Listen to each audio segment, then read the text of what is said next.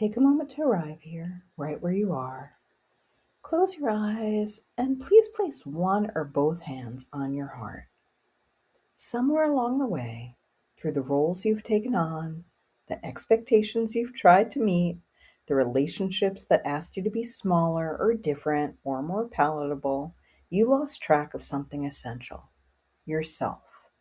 Not dramatically, not all at once, just gradually, quietly, the way it always happens, until one day you looked up and realized you could not quite remember who you were before all of this, what you loved, what you wanted, what made you feel most like you.